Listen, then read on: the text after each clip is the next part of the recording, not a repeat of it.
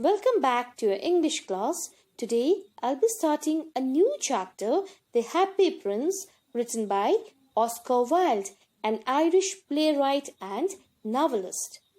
High above the city, on a tall column, stood the statue of the Happy Prince. He was gilded all over with thin leaves of fine gold.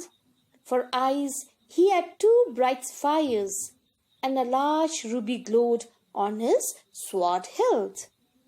One night, there flew over a city a little swallow.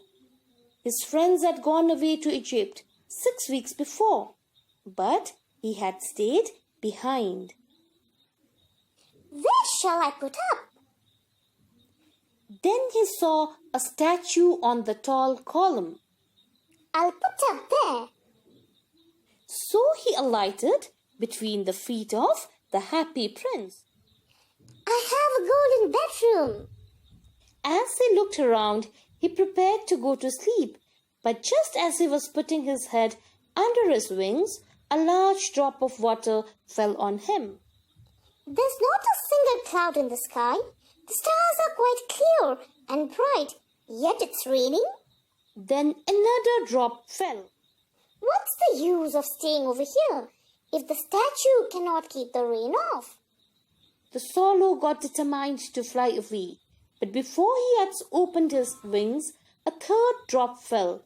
So he looked up and saw the eyes of the Happy Prince were filled with tears. Who are you? I am the Happy Prince. Why are you weeping then? When I was alive and had a human heart, I did not know what tears were. I lived in the palace where sorrow is not allowed to enter. My courtiers called me Happy Prince, but since I am dead, they have set me so high that I can see the ugliness and the misery of the city. And though my heart is made of lead, yet I cannot choose but weep. The Happy Prince continued speaking. Far away in a little street, there is a poor house. One of the windows is open, and I can see a woman seated at a table. Her face is thin and worn, and she has coarse red hands all pricked by needle. In the bed in the corner of the room, a little boy is lying ill.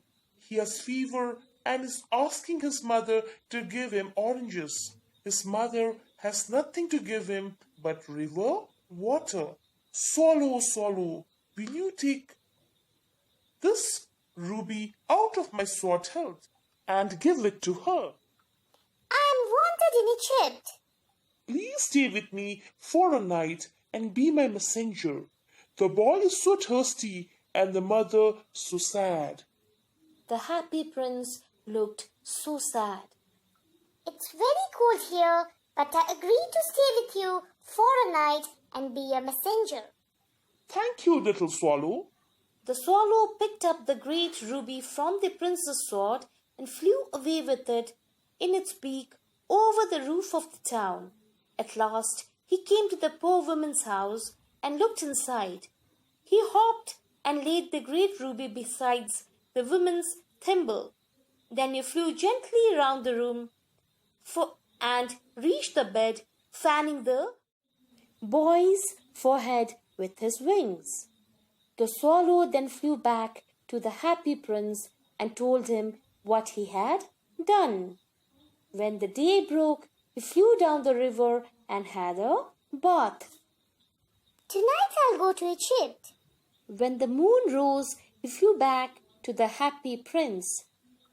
I'm starting off to Egypt. Swallow, swallow, little swallow, will you stay with me for one night longer? Swallow, swallow, little swallow, far across the city I can see a young man in a garret. He is leaning over a desk covered with papers. He is trying to finish a play for the director of the theater, but he is too cold to write any more. There is no fire in the grate, and the hunger is about to make him faint. I'll stay with you one night longer. Should I take another ruby to the playwright? Alas, I have no ruby now. My eyes are all I have. They are made of real sapphires. He ordered the swallow to pluck one out and take it to the playwright. I cannot do that. And the swallow began to weep. Swallow, swallow, little swallow, do as I command you. So the swallow plucked out the prince's eye and flew away to the young man's garret. As there was a hole in the roof, so the swallow entered the room. The young man had his head buried on his hand, but when he looked up, he found the beautiful sapphires lying on the withered violets. The next day, the swallow flew down to the harbor, but when the moon rose, he flew back to the happy prince. I have come to bid goodbye. Swallow, swallow, little swallow, will you not stay with me a night longer? It's winter and the snow will soon be here. I will have to be leaving. In the square below, there is a little match girl. She has let her matches fall in the gutter, and they all are spoiled. Her father will beat her if she does not bring home some money, and she is crying. Pluck out my eyes and give it to her. I'll stay with you for one night longer, but I cannot pluck your eyes, as you would be blind then. Swallow, swallow, little swallow, do as I command you. So he plucked out the prince's other eye and swooped past the match girl and slipped the jewel into the palm. The little match girl was so happy that she ran back to home. Then the swallow came back to the prince. You are blind now, so I will stay with you always. No, little swallow, you must go to Egypt. No, I'll stay with you always. All the next day he sat on the prince's shoulder and told him stories of what he had seen in the strange land. Dear swallow, you just tell me about good things, but I want you to fly over my city and tell me what you see there. So the swallow flew over the city and saw rich making merry in the beautiful houses, while beggars were sitting at the gate and streets. Then he flew back and told the prince what he had seen. I am covered with gold. You must take it off leaf by leaf and give it to the poor. Leaf after leaf of the fine gold the swallow picked off and gave to the poor till the happy prince looked quite dull.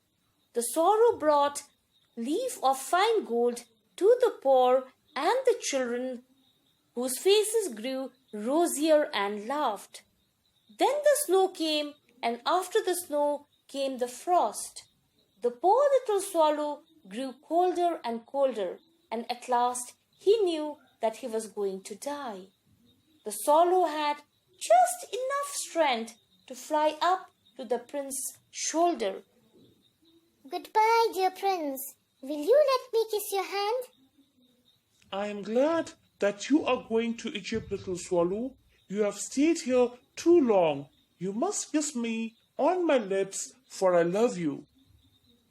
It's not to Egypt that I am going. I am going to the house of death. And the swallow kissed the happy prince on his lips and fell dead at his feet. At that moment, a curious crack sounded inside the statue. In fact, it was the leaden heart of the happy prince that had broken into two. Early next morning, the mayor had come to the square. As he passed, he looked at the statue. Dear me, how shabby the happy prince looks. The ruby has fallen out of his sword. His eyes are gone, and he is golden no longer. So they pulled down the statue of the happy prince.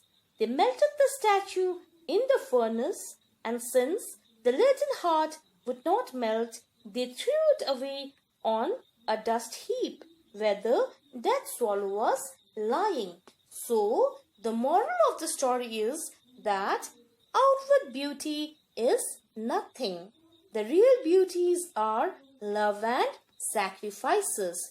I hope the chapter is clear to you all.